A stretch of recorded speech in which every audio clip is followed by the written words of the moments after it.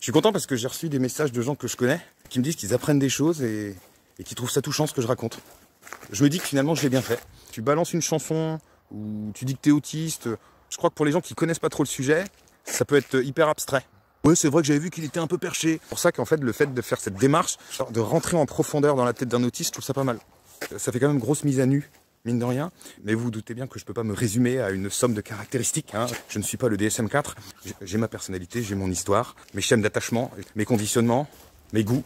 Les rencontres, ce que je fais, ma propre résilience, enfin bref, il y a énormément de facteurs qui rentrent en ligne de compte. C'est pour ça que finalement, on va parler de spectre et deux autistes vont être différents, mais au même titre que dans le spectre humain en général.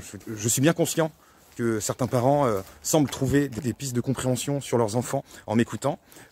Ça me fait énormément plaisir, je le redis, mais je pourrais jamais me prévaloir d'être l'aspi traductor, vous comprenez? Fabrice à votre écoute. Je dirais que je suis expert de mon propre autisme, mais je ne suis pas un spécialiste. Je reste et demeure un spécimen. Le spécimen, ici présent, est un mammifère de la classe des hominidés. Bon là, je suis rentré du boulot, j'ai eu ma petite journée, je suis crevé. En fait, c'est tout le problème quand elle démarre mal, en fait, la journée. Du mauvais pied, on pourrait dire ça, puisque je me les suis pris dans l'escalier, je me suis cassé la gueule.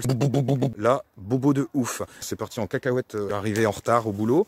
J'ai oublié la moitié de mes affaires, enfin bref. Et ça pompe, en fait, ça pompe énormément d'énergie. Faudra que vous regardiez la théorie des cuillères, ça aide aussi à comprendre un peu ce que coûte, en fait, la surcharge chez l'autisme.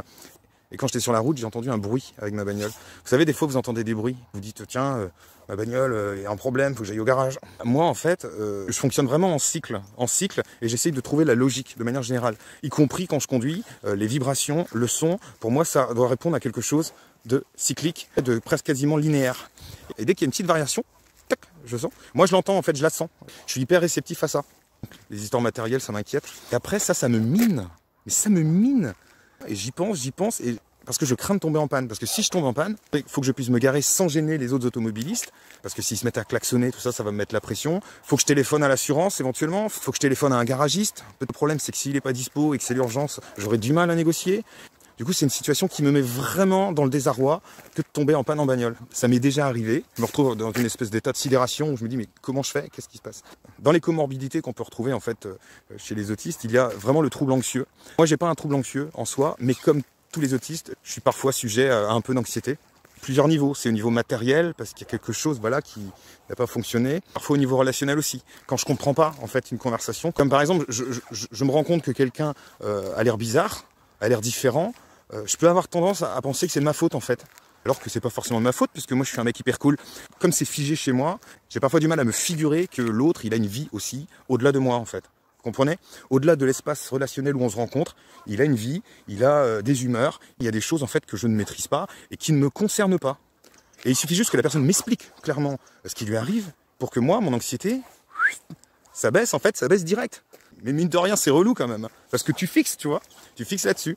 Et la seule solution, de toute façon, que j'ai trouvée, parce que j'ai trouvé plein d'adaptations quand même en 40 ans de vie, c'est d'en parler en fait, tout simplement. Quand il y a un truc que je comprends pas, quand je reçois un mail que je comprends pas, ou un texto, et je fais relire. Je fais relire à quelqu'un de confiance, qui me retraduit, qui me refait la lecture, qui repositionne les choses.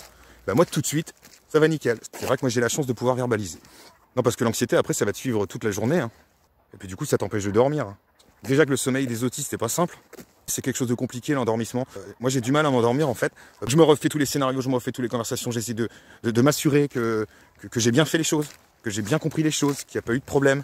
Mais tout ça dans l'objectif, finalement, que chaque jour se ressemble, en fait. Les troubles du sommeil, ça me suit depuis l'enfance, ouais. Quand j'étais gamin, on m'avait mis sous Terralène. Bonne idée! En fait, j'avais juste besoin de parler et d'avoir des réponses. Le trouble du sommeil, quand il s'associe à un peu d'anxiété, je vous dis pas les nuits. Tu te réveilles et puis tu te prends les pieds dans l'escalier, tu te casses la gueule et puis ça... J'ai déjà dit ça. Ouais, en même temps, un autiste tourne un peu en boucle. Hein. Et n'empêche que c'est un soulagement énorme pour moi de savoir en fait que ces moments où je suis anxieux, c'est pas tout le temps, ça arrive. C'est lié à l'autisme. Non, pas parce qu'il y a eu une période dans ma vie où je pensais que j'étais complètement parano en fait, que j'allais devenir fou, notamment à l'adolescence. Ça vous branche que j'en parle ?